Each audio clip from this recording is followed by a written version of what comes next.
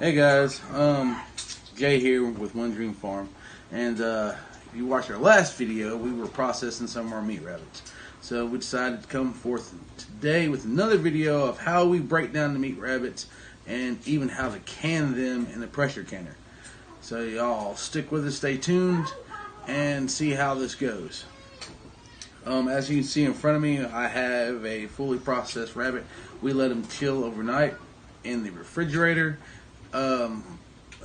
Took them out, washed them again, real good, and now I'm going to show you how to break it down, essentially into 6 sections of meat. So that being said, you take your whole rabbit like this.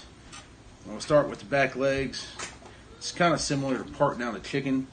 You're just going to fold the leg back, cut right here on this joint. We're just going to cut it straight down next to the joint. That's one leg. Do the same thing to the other side here. Now we're just going to take it, find the joint. Alright guys, now I done removed both of the hind legs, so we're going to move forward to the front legs. Similar to the back leg, you just want to fill up here. If you move it around, you can see the joint. We're just going to basically cut around. It's like removing the wings of a chicken. Just going to cut around, cut it right off. That's one of our front legs there. I'm just standing on this side, and we can find the shoulder joint, and we're just going to cut underneath that joint and along the rib cage to take that off there. Just like that. And it gives you your 4 legs of your rabbit. Now what I like to do for our purposes, I just basically split the back in half. You got your essentially the spine and both your rib cages. I just cut it right in half. It's a little tough there, so I make a cut on this side to the backbone, come on this side, cut through all through the meat, and then we'll just take it and pop it down and up, work it out, and then we'll just cut the rest of the tendons there, and slice meat. Essentially, this here is a completely broken down meat rabbit. As you can see, you get your 2 hind quarters, your 2 front legs, and this is essentially your body section, which all this can go into canning. You can prepare it as such. These are great fried, stewed, however you want. You can debone them if you would like to, but we're going to leave ours bone in with the canning process. So like I said, stay tuned, and we'll go from this process and show you how we prepare them to go into the pressure canner and take y'all on that journey too. Okay guys, today we're going to be canning some of the rabbit that we processed the other day. It's been basically resting overnight, and now we're going to go ahead and start canning. I do have my Presto pressure cooker getting warmed up. I have the broth that will be in with the jar, and then I have my jars heating over here. I wanted to point out this book. It's one of the smaller Ball Blue books. There are a lot of meat recipes really that are a lifesaver in this book, so I highly recommend it. So let's just get started. Okay guys, this is my broth that I'm going to be using. This recipe said you could put hot boiling water or broth to raw pack them. I went ahead and I just put some water in here, and then I put a couple bouillon cubes just to give it a little flavor to make a broth. I do like to heat my jars when I'm going to be putting basically boiling hot liquid in them, just so I don't have any accidents, and for sanitation. And of course just a regular, I think it's like a 16 quart pressure canner. Okay, so we're just going to raw pack these. You can do it hot pack or raw pack. We left the bone in on these. That's okay for this recipe as well. So we're just going to take my wide mouth jars that I've already got heated up and go ahead and try to fit one whole rabbit in a jar.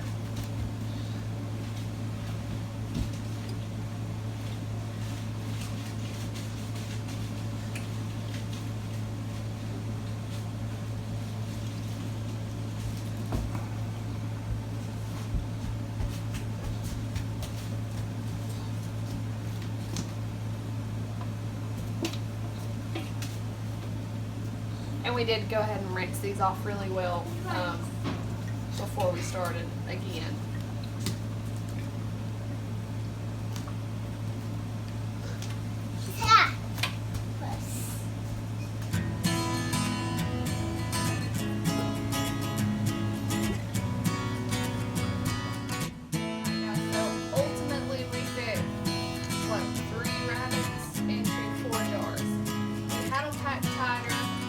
The broth couldn't get all the way to the bottom, and ultimately we pumped the broth all over the rabbit.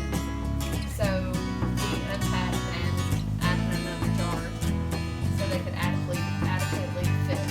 Now I'm just gonna take my broth and fill up my jar.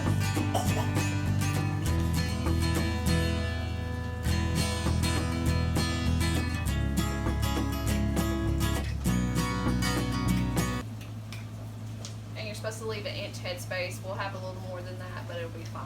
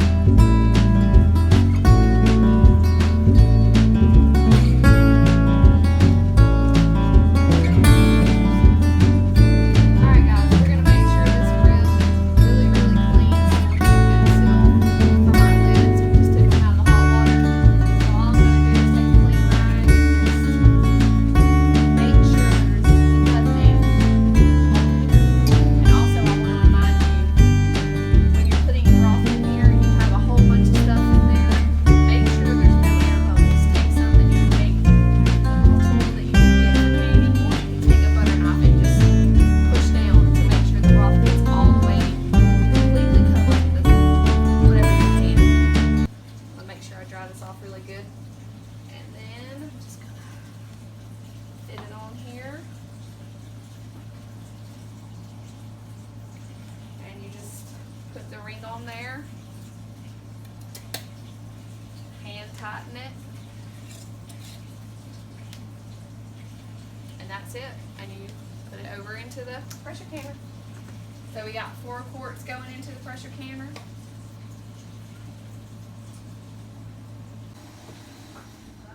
Okay guys, so the canning process is over. They were in the pressure canner for an hour and a half. That's what it took for quarts. With meat, you have to have a pressure canner. You can't water bath. So just remember that.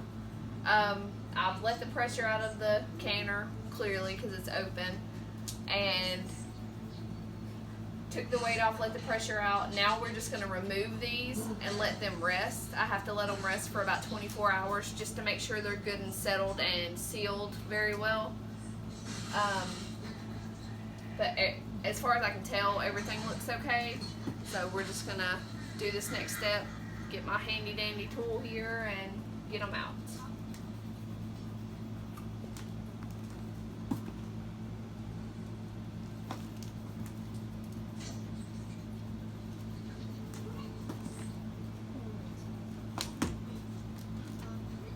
Now, we decided to can some to preserve them this way because we do a lot of like rabbit dumplings or rabbit pot pie and stuff like that. So It's a good way to not bulk up the freezer and have it ready to just go straight into something like dumplings, pot pie, etc. Like I said, everything looks to be good. As far as I can tell, nothing looks off. We're gonna let these rest for a while. And hopefully everything's sealed and correct. Okay guys, that will conclude our part 2 of our videos. We had the video about our shelter setup and processing, and now we have done this one, which was about the breakdown of the rabbit and the canning process of the rabbit. Now, we have never canned rabbit before. We've processed and froze all of them before this, so this was our first time at canning rabbit. It seemed to go pretty well. Everything sealed. They all sealed. I wanted to touch base and tell you a little bit if you don't can. If you don't can and this is your first time and you sit and you wait for the jars to seal or to hear the jar seal, there's a little pop or a ting. I like to say ting. He says it's a pop. It's a pop. Whatever. You can hear that, or you can see that they get completely just flat. It's a flat surface instead of a little bubble. And you can't push it and make the noise anymore. We do owe a lot to the Ball canning books. This is one of them. We showed you a different one earlier on in the video. This one doesn't, I don't think, has any meat things. It's just kind of a basic jelly and jams and stuff like that. The other one that I showed you early on saves your life on meats. And also remember that when you are canning meat, you cannot water bath it. You have to pressure can it. Yeah, it's very important to pressure can. Was it low acid foods? You got to pressure can low acid foods and meat. Please do your research if it's the first time you're canning or first time canning a certain item. Please do your research and make sure you have the right procedures, whether it be a water bath canning or pressure canning, because it could ultimately make it unsafe for you to consume the food that you canned if it's not done properly. And so with that being said, please do your research. Know what needs to be done and for how long, what temperature, what pressure. If you're pressure canning, how long to water bath can. It's all plays a vital role in to make sure your food is safe and can be stored securely. Canning is a great way to preserve, but if not done right, it's a great way to make somebody very sick. So please take your time, do the research, and understand what you're doing before you do it. But if you don't have anything else to say in this video, just if you want to can, don't be nervous. You can do it. I was new at canning. It's intimidating, but everything that we've done has turned out awesome. Just go by the instructions or the book, and you might actually find that you like this better than freezing, because if your freezers go out, there goes your meat. This you don't have to freeze. In the Ball book that we have with the meat recipes in it, also does cover a lot of different varieties of meat. So that's another thing to keep in mind. It's not just the recipe for this, which I did have a little photo. I can try to take a better picture and put it in a link in the video below, so that way if you would like to look at the recipe, and I will also put a picture of the of the book down in the video the comments, the description below. Yes, sorry, late night, tired. But yes, we will definitely put a picture shot of the recipe that we used and also the book that we got it from, so you guys can check it out. This recipe was for I do believe squirrel and rabbit, but there's many different recipes for all kinds of meat in this book, along with all kinds of jams, jellies, or soups. This is my beef stew. Yeah, Pretty proud of that. We've done a lot of our canning and got a lot of our canning recipes and procedures out of this book. So trust me, it's one of the great resources that you can find. I do believe we picked it up at our local Walmart, so not hard to find, and honestly could ultimately be a lifesaver, having the right tools to do the job. And it just feels good to put up food for your family. It feels rewarding and gives you a little, I guess, comfort and safe feeling, like at least I know I have this put back. Yes, that is true. We know we have stuff that we have preserved and put back that these rabbits, as we elaborated with in our last video, were grown here on the homestead by us. We bred the parents, we raised the bunnies, and this is the final process all the way up until at least till it's cooked. So it's a great feeling knowing that we done this 100% ourselves, and from growing to preparing our own food, it's a great sense of I guess self-accomplishment. So anybody can do it.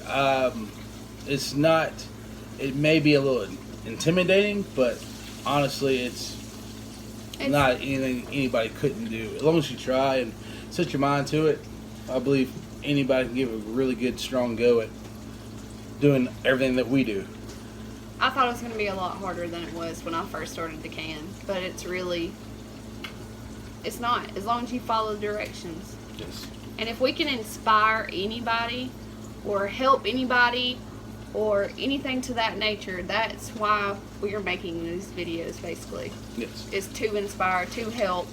If you have any questions, comments, concerns, anything, we're not experts. So if you see us doing something that you're like, oh, whoa, don't do that, let us know. Any feedback is awesome feedback to us, because like Sarah said, we are not experts. We don't claim to be, but we do have a few years of experience behind us, raising animals, gardening. Even though this is our first year truly canning on our own, we have been part of canning for my entire life with my parents. So shout out to them. Another reason that we are able to do this, what we do, and have the knowledge that we have. So we just want to be able to share that knowledge with you guys. So with that being said, please like and subscribe to our channel if you would like to, and just share on all your social media with your friends, families, anybody you think that this may help them out.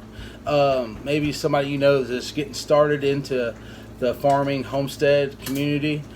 Everybody's welcome in our book. I mean, the more people, the merrier. I believe that this is something that should be taught, should be learned, and passed on to future generations. As you can see in our previous video, and I'm sure many more videos to come, our kids take a big part and play a big role in our homesteading. So we would love to share, like we said, that experience, that knowledge.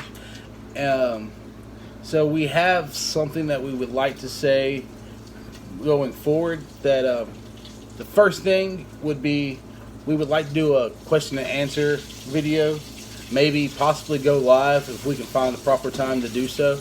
But we would like for you guys to start leaving comments on our videos, or if you follow our farm page on One Dream Farm on Facebook, leave questions there for us to answer. Anything that's related to our lifestyle, anything about us personally, farming, canning, homesteading, anything you could think of that you kind of might want a little more information on, that we could possibly help you with.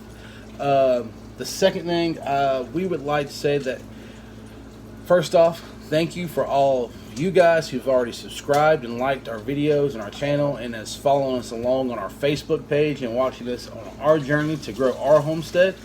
But we would ask for everybody that hasn't already subscribed, please subscribe to our channel on on YouTube, and share our content with your friends and family, because for our first 100 subscribers, we would like to do a giveaway. We will touch bases on that a little bit more in future videos once we get a little closer to that margin. But that's something to keep in mind. And one of you guys out there will be able to win. We don't know yet. We don't know yet. It's going to be something. We're going to try to pertain it to something more along the lines of our lifestyle.